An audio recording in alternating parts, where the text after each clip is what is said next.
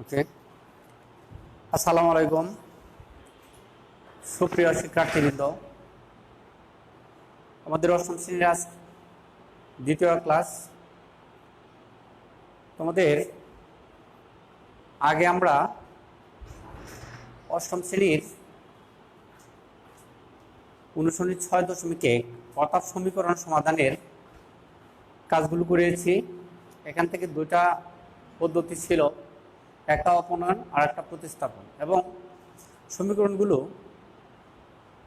দুই চলক বিশিষ্ট সমীকরণ ছিল। আমরা এগুলো সমাধান করেছি। তো এই সমাধানের প্রক্রিয়া আমরা অনুশীলনী 6.2 অর্থাৎ যে সমস্ত দাগের অঙ্ক রয়েছে এগুলো আমরা আজকে সমাধান করব। তো তোমাদের এখান থেকে সমাধান করার জন্য অবশ্যই দুই চলক বিশিষ্ট সমীকরণের সমাধানের প্রক্রিয়াটা তোমাদের জানতে হবে। তো আমরা এখান থেকে আজকে তোমাদের এই কাজগুলো করাবো। তো এখান থেকে একটা লক্ষণীয় বিষয় যে প্রায় এমন কোনো বছর বাদ যায় নাই যে এখান থেকে প্রশ্ন আসে নাই।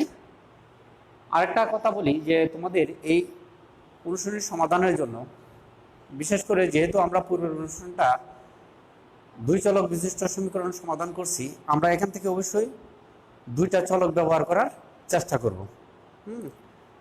তো আমরা এখান থেকে আজকে প্রথমেই অনুশীলনী 6.2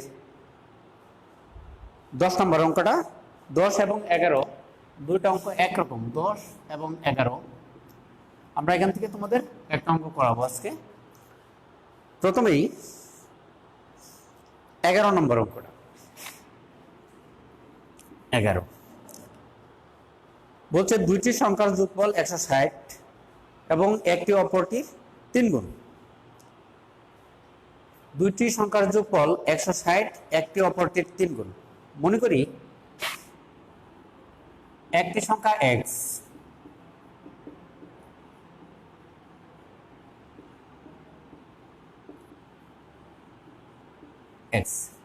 এবং অপরটি y।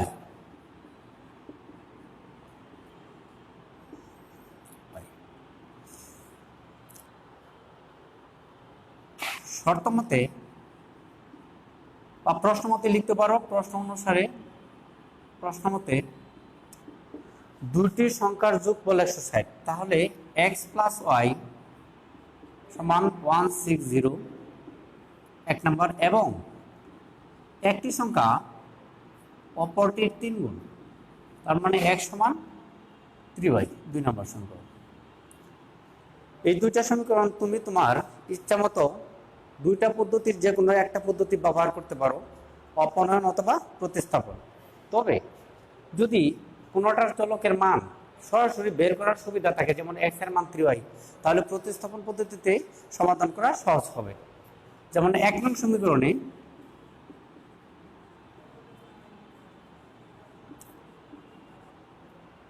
x সমান 3y বসাই। সুতরাং x এর মান যদি 3y বসাই, 3y প্লাস y সমান 160 বা 4y সমান 160 বা y সমান 160 ভাগ 4, সুতরাং y এর মান 40। তো আমরা y এর মানটা পাইলাম। এটা যদি আমরা 2 নং সমীকরণে বসাই, 2 নং সমীকরণে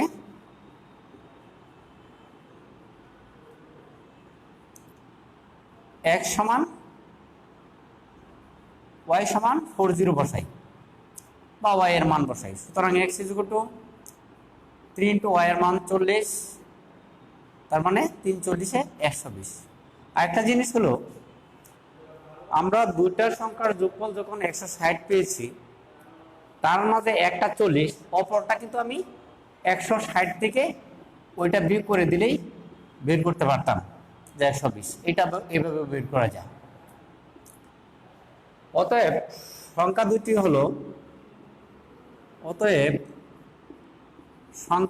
হলো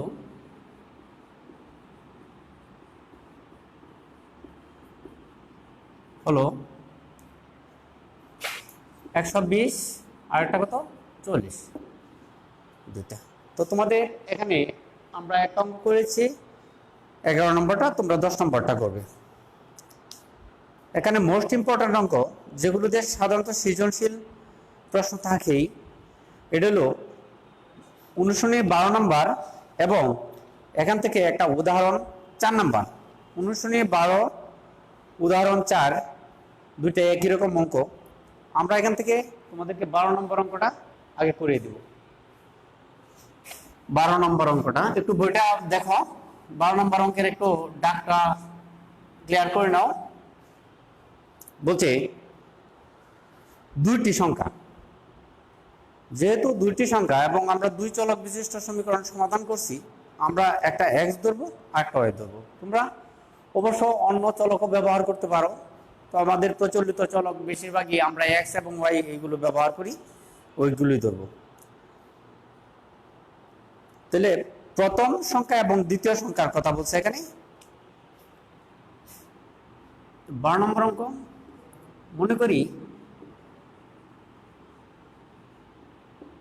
প্রথম সংখ্যাটি এক্স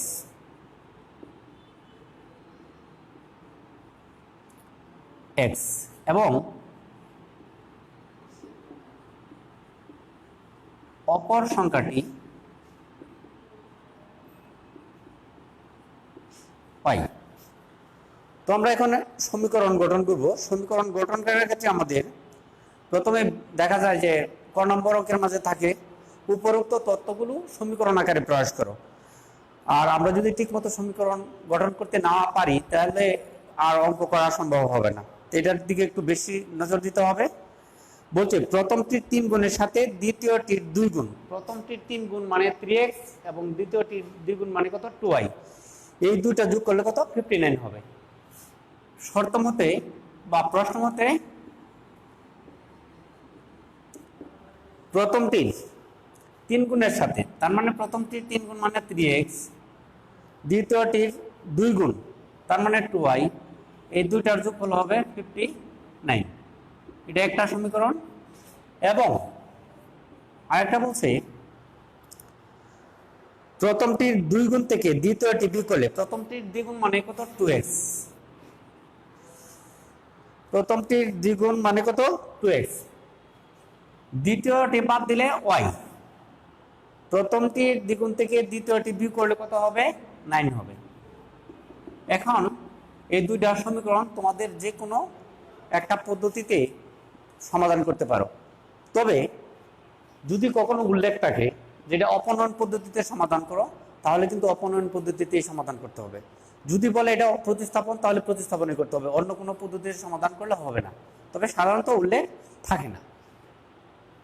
তো এখান থেকে আমাদের যে কোনো প্রসেসে আমরা করতে পারি। তবে আমরা এটারে যদি এক্স আর ওয়াই এর মান প্রতিস্থাপন পদ্ধতি করি তাহলে হবে। আমরা আগেরটা যেহেতু প্রতিস্থাপন পদ্ধতি করেছি, এটা অপনয়ন পদ্ধতি করাই, এক্ষেত্রে আমরা এক্স অথবা ওয়াই যে কোনো একটা সহ আমরা সমান বানাবো। তবে ওয়াই এরটাই সহজ মনে হবে বেশি। এখানে 2 আর এখানে আছে 1, 2 আর 1 এর লসাগু হলো 2। তাহলে এটাকেও 2 বানাইতে হবে, এটাকেও 2 বানাইতে হবে। এটাকে 2 বানানোর জন্য 1 দিয়ে গুণ করব, আর এটাকে 2 বানানোর জন্য 2 দিয়ে গুণ করব। তাহলে লিখব 1 ও 2 নং সমীকরণকে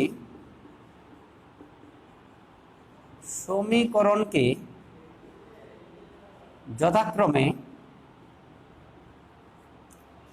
1 এবং 2 দ্বারা গুণ করে পাই। কি পাবো? 1 দ্বারা গুণ করলে 3x প্লাস 2y সমান 59। এটাকে 2 দ্বারা গুণ করলে 4x মাইনাস 2y, 2 9 18। এখন আমরা দেখলাম যে এখানে y এর মানটা মিলাইছি এবং তার বিপরীত চিহ্ন বিশিষ্ট, একটা প্লাস আর একটা মাইনাস। তাহলে যোগ করলেই এই দুটো অংশ কাটা যাবে। যোগ করলে কি পাওয়া যাবে? 7x সমান, এই দুটা যোগ করলে পাওয়া যাবে 7 7। আমরা ডান দিকে লিখে দিতে পারি যোগ করে, বা x সমান 77/7, সুতরাং x সমান কত 11। তো আমরা এখান থেকে প্রথম সংখ্যাটি 11 পাইলাম। এই মানটা আমরা যে কোনো সমীকরণে ব্যবহার করতে পারি। আমরা 1 নং সমীকরণে ব্যবহার করব। x এর মান 1 নং সমীকরণে বসাই। সমীকরণে বসাই x এর মান যদি আমরা 1 নং সমীকরণে বসাই তাহলে কি পাবো? 3 × 7 3 × 11 প্লাস 2y সমান 59, বা 2y সমান 59 মাইনাস 33। y এর মান এখানে 6, 5 থেকে 3 গেলে 2 থাকবে, 2 দিয়ে ভাগ করে দিই, সুতরাং y এর মান 30। অতএব সংখ্যা দুটি হলো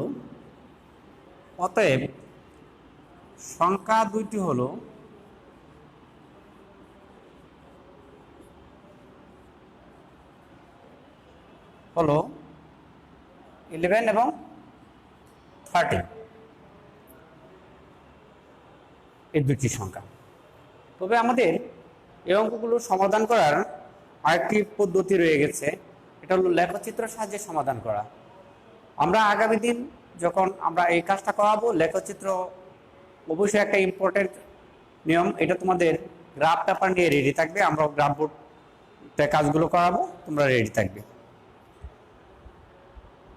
তারপর আসো 13 নম্বর অঙ্ক। তো আমরা একটা অঙ্ক 16 নম্বর অঙ্কটা করাই। 13 নম্বর অঙ্কটা তোমরা পারবে, কারণ 13 নম্বরের অঙ্কটা করার জন্য তোমার একটা সুন্দর উদাহরণ এখানে রয়ে গেছে। খুব সুন্দর একটা উদাহরণ মিল অবস্থা আছে, উদাহরণ 3। তোমরা 13 নম্বর অঙ্কটা করার জন্য তোমরা আগে উদাহরণ 3টা করবে। উদাহরণ 3 করে তারপরে অঙ্কটা করবে, আশা করি সহজেই করতে পারবে। আমরা এখন একটা ভগ্নাংশের অঙ্ক করাবো। নিশ্চয়ই তোমরা ভগ্নাংশ সম্পর্কে পূর্বেই জেনেছ। ভগ্নাংশ 3 প্রকারের হতে পারে: প্রকৃত ভগ্নাংশ, অপ্রকৃত ভগ্নাংশ, আর একটা মিশ্র ভগ্নাংশ। তবে মিশ্র ভগ্নাংশটা অপ্রকৃত ভগ্নাংশের যে একটা রূপভেদ। এই জন্য আমরা ভগ্নাংশটার লব ও হর নিয়ে আমরা এখানে কথা বলবো। প্রথমেই আছে 14 নম্বর অঙ্ক, ভগ্নাংশের লব ও হর। ভগ্নাংশের লব ছোট এবং হর বড় হলে প্রকৃত, এবং লব বড় হর ছোট হলে এটা অপ্রকৃত ভগ্নাংশ হবে। তোমাদের এখানে প্রকৃত ও অপ্রকৃত ভগ্নাংশের কথা উল্লেখ করা আছে। তো আমরা আগে এখান থেকে 14 নম্বর অঙ্কটা করাবো। বলা আছে কোন ভগ্নাংশের লবের সাথে 5 যোগ করলে এর মান 2 হয়। তো লবের সাথে 5, তাহলে আগে ভগ্নাংশের লব এবং হর অর্থাৎ ভগ্নাংশটি ধরতে হবে। মনে করি ভগ্নাংশটির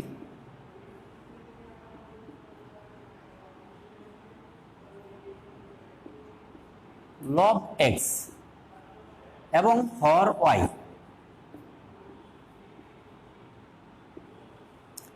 তাহলে ভগ্নাংশটি হলো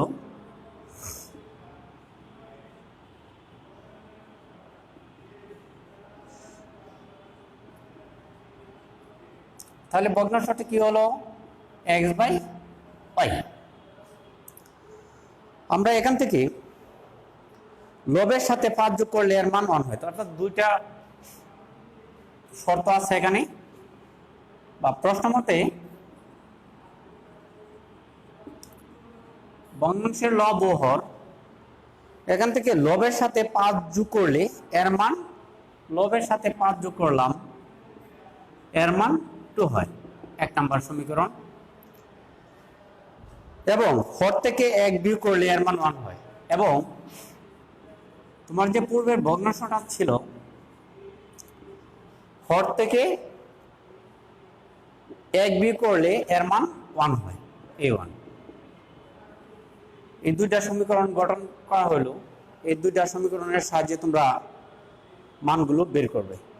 তো আমরা এখান থেকে অপনয়ন অথবা প্রতিস্থাপন যে কোনো পদ্ধতি করতে পারি। অপনয়ন পদ্ধতি করলে দুইটা সমীকরণকে আবার সাজাইতে হবে, আর প্রতিস্থাপন পদ্ধতি করলে x বা y এর মান বের করে অপনয়ন বসাইলেই হবে। তো আমরা 1 নম্বর সমীকরণ থেকে পাই, 1 নং সমীকরণ থেকে পাই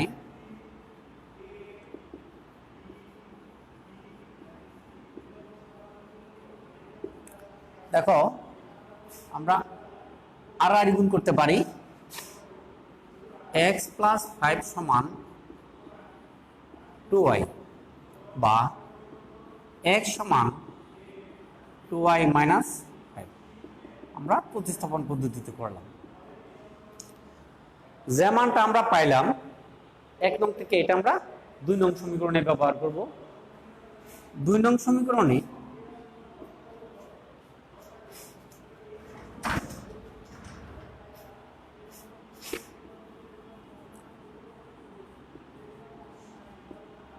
x = 2y - 5 বসাই, তাহলে কি পাওয়া গেল? উপরে 2y - 5, আমরা এখানে x এর মাঝে মান বসাই দিলাম, আর নিচে পাওয়া গেল y - 1 সমান কত? 1। বা আর গুণ করি, 2y - 5 সমান y - 1, বা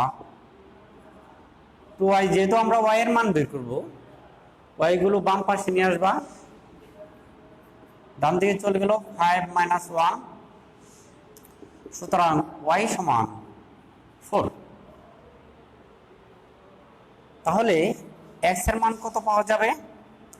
আমরা বলতে পারি y এর মান 3 নং সমীকরণে বসাই, বা এমনিতে সরাসরি বসাই দিলে সমস্যা হবে না। y = 24 - 5, 8 থেকে 5 গেলে 3। তাহলে আমরা x এর মান পেলাম, y এর মান পেলাম। সুতরাং ভগ্নাংশটি হলো, ভগ্নাংশটি কি পাওয়া গেল? উপরে x, তার মানে 3, নিচে কত? y মানে কত? 4। তাহলে ভগ্নাংশটি কোন ধরনের হলো? এটা একটা প্রকৃত ভগ্নাংশ। এখানে প্রকৃত ভগ্নাংশ পাওয়া গেল। তবে 16 নম্বর অঙ্কটা অনেক ইম্পর্টেন্ট একটা অঙ্ক, কারণ এখানে কিছু বাড়তি কথাবার্তা সংযোজন করতে হবে। হ্যাঁ, এই কথাটা একটু ভালো করে লক্ষ্য করো, খুব সুন্দর একটা অঙ্ক। যেমন আমরা কিছু কিছু সংখ্যার মাঝে কনফিউশনে থাকি। যেমন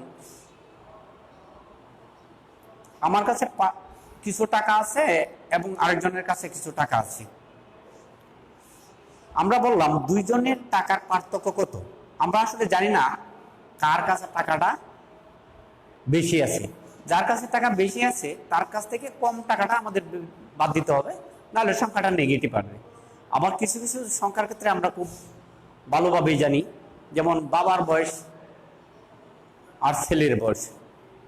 তা আমরা বললাম বাবার বয়স এবং ছেলের বয়সের পার্থক্য বের করো, তবে তাহলে অবশ্যই বাবার বয়স থেকে ছেলের বয়সের পার্থক্যটা বাদ দিতে হবে।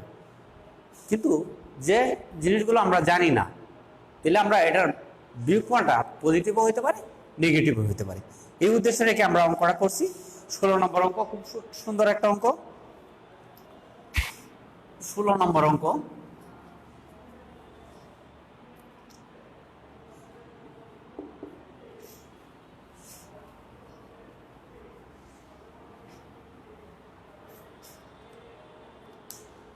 দেখছে, দুই অঙ্ক বিশিষ্ট একটি সংখ্যার অঙ্ক দ্বয়ের যোগফল। তো দুই অঙ্ক বিশিষ্ট সংখ্যার অঙ্ক দ্বয়ের যোগফল কি দেওয়া আছে?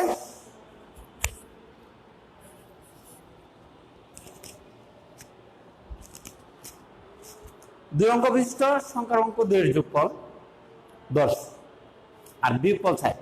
আসলে 2 অঙ্ক বিশিষ্ট একটি সংখ্যা যেমন আমরা ধরলাম, হ্যাঁ, আমরা এখান থেকে বলতে পারি যে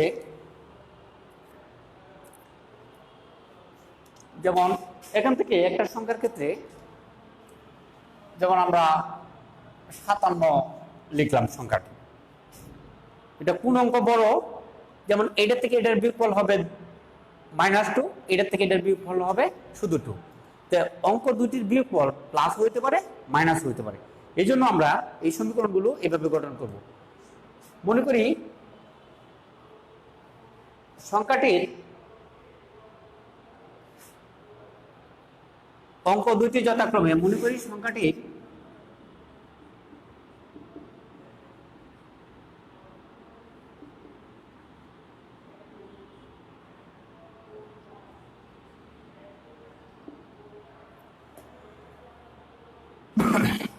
একক স্থানীয় অঙ্ক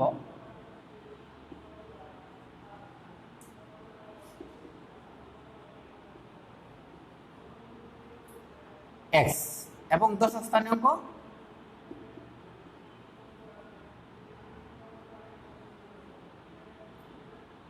y।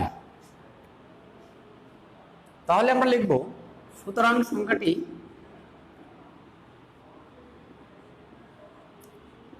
এককের অঙ্ককে 1 দিয়ে গুণ করবা, দশকের অঙ্ককে 10 দিয়ে গুণ করবা, x + 10। প্রথম শর্ত মতে কি লিখছে দেখো, অঙ্ক দুটির যোগফল কত, 10। তার মানে x + y সমান কত, 10। দ্বিতীয় শর্ত মতে লিখছে অঙ্ক দুইটির বিয়োগফল, কিন্তু কোন অঙ্কটা বড় বা কোন অঙ্কটা ছোট সেটা আমরা জানি না। এই জন্যই আমরা তাদের যে বিয়োগফল, যদি এককের অঙ্ক বড় থাকে তাহলে বিয়োগফলটা হবে পজিটিভ, যদি দশকের অঙ্কটা বড় থাকে তাহলে বিয়োগফলটা হবে নেগেটিভ। এই জন্য আমরা এখানে প্লাস অথবা মাইনাস দুইটা নিয়ে আমাদের কাজ করতে হবে। একবার প্লাস নিয়ে কাজ করব এবং আরেকবার মাইনাস নিয়ে কাজ করব, আর আমরা সংখ্যাটা বের করব। এখন এই সমীকরণগুলো আমরা সমাধান করব। সমাধানের ক্ষেত্রে এখন আমরা প্রথমেই প্লাস নিয়ে হিসাব করব। x + y সমান 10 আর x - y সমান, অর্থাৎ আমরা এটার প্লাস চিহ্ন নিয়ে কাজটা করলাম, প্লাস চিহ্ন নিয়ে। তো দুইটা সমীকরণ আমরা সমাধানগুলো প্রতিস্থাপ অপনয়ন পদ্ধতি করলে সহজ হবে, কারণ দুইটা কাটা যাবে। 2x সমান 74, 14 কি করলাম, যোগ করে বা প্লাস করে লিখে নিলাম, বা x এর মান 14 ভাগ 2, x এর মান 7। সুতরাং আমরা এখান থেকে x এর মান যদি 7 বসাই, 7 + y সমান 10, বা y সমান 10 - 7 সমান কত, 3। তাহলে আমরা এই সংখ্যাটার মধ্যে মানটা বসাবো। সুতরাং সংখ্যাটি হবে x এর মান 7 + 10 × 3 সমান কত, 37। দেখো অঙ্কটা হয়েছে না হয়েছে তোমার আর কারোর কাছে জিজ্ঞেস করার প্রয়োজন নাই। যেমন অঙ্ক দুইটার যোগফল 7 আর 3 যোগ করলে 10 হবে, আর বিয়োগ করলে 4 হবে। তো আমরা আবার যদি আমরা এটাকে মাইনাস চিহ্ন নিয়ে কাজ করি, এটা কি হবে দেখো, এই জায়গাটার মধ্যে শুধু মাইনাস হবে, অর্থাৎ আমরা মাইনাস চিহ্ন নিয়ে কাজটা শুরু করব। তাহলে কি পাওয়া যাবে, অর্থাৎ মাইনাস চিহ্ন নিয়ে যখন কাজটা করব তখন 2x সমান কত, 6, বা x এর মান পাওয়া গেল 6 ভাগ 2, অর্থাৎ x এর মান 3। সুতরাং আমরা এখানে x এর মান যদি 3 বসাই, 3 + y সমান 10, বা y সমান 10 মাইনাস 3 সমান কত 7। সুতরাং সংখ্যাটি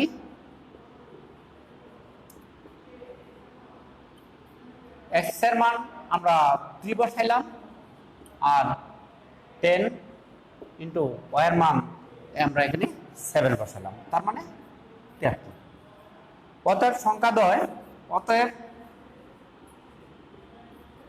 সংখ্যা কি হতে পারে 37 বা 73 হতে পারে। তবে তোমাদের দুইটার সংখ্যায় কিন্তু দেখাই দিতে হবে।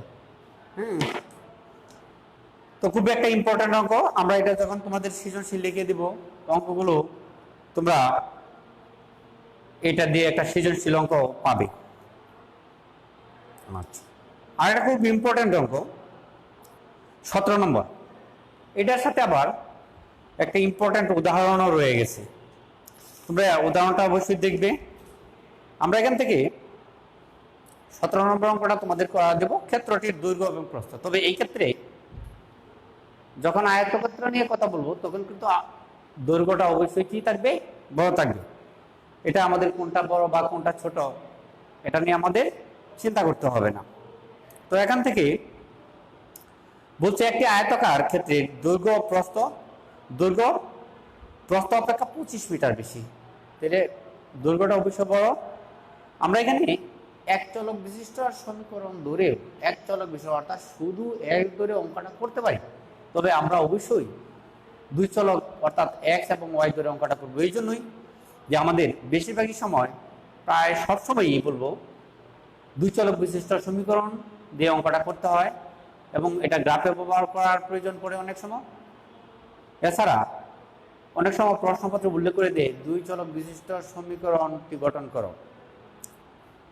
তো আমরা লিখি এখানে, মনে করি আয়তক্ষেত্রের দৈর্ঘ্য x মিটার এবং প্রস্থ y মিটার। এটা মুছে নেই।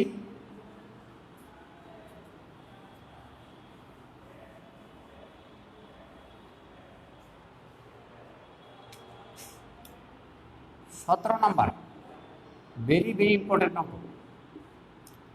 আর প্রত্যেক বছর এই অনুষ্ঠান থেকে অঙ্ক অবশ্যই থাকে। মনে করি আয়তকার ক্ষেত্রে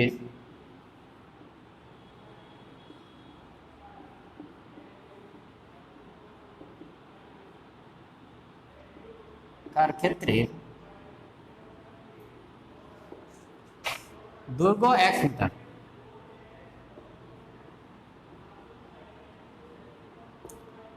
এবং প্রস্থ y মিটার। তো এখান থেকে তোমার কি কি আছে সমীকরণগুলো গঠন করবা। এর মধ্যে পরিসীমা আছে, তাহলে আমরা পরিসীমার সূত্রটা লিখে নিই।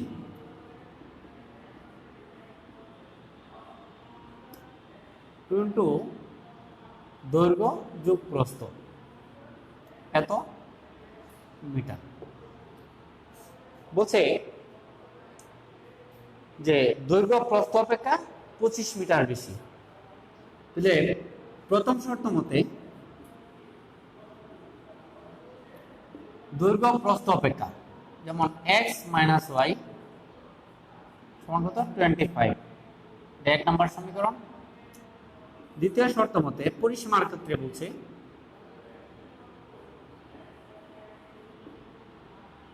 তার মানে 2 ইন্টু এক্স প্লাস ওয়াই সমান কত পাওয়া গেল, দেখো 150 পাওয়া গেল।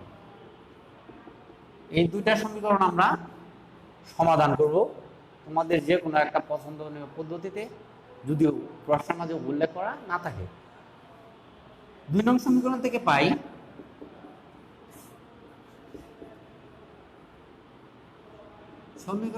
পাই কি পাবো, এক্স প্লাস ওয়াই সমান 150/2 বা ওয়াইয়ের মান পাওয়া গেল এক্স। আমরা যদি অপনয়ন পদ্ধতি করতে চাই করতে পারি, এক্স প্লাস ওয়াই সমান পাওয়া গেল 75। এটা 3 নম্বর সমীকরণ। এখন আমরা এই দুইটা সমীকরণ যোগ করে বিয়োগ করে অর্থাৎ অপনয়ন পদ্ধতি কাজটা করলে সহজ হবে। এখন আমরা x প্লাস ওয়াই পেলাম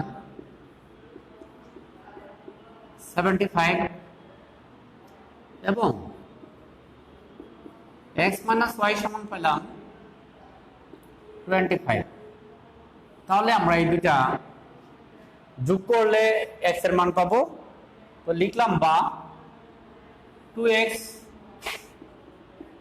100 যোগ করে বা x এর মান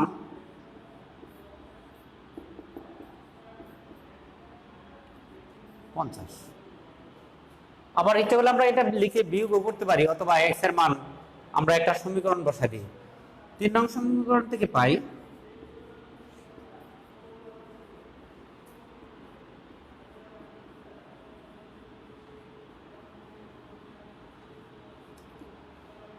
কি পাবো, x এর মান 50 বসাও প্লাস y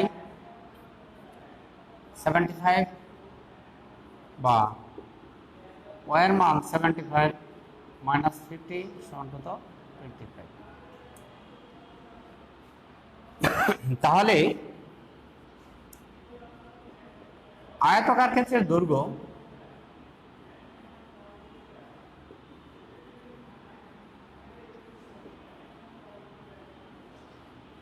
দৈর্ঘ্য 50 মিটার এবং প্রস্থ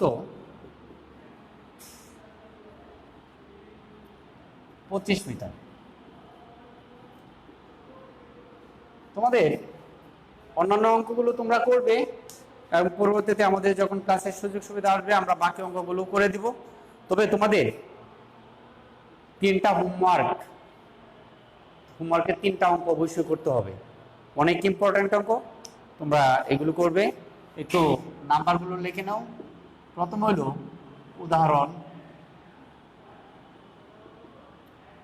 উদাহরণ হলো তোমার সম্ভবত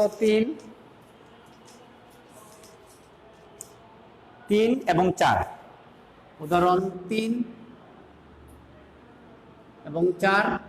আর এক্সারসাইজ থেকে হলো তোমাদের এক অঙ্ক আমি বাদ রেখেছি, এটা হলো 3 নাম্বার। 3 নাম্বারটা এক্সারসাইজ থেকে হলো 3।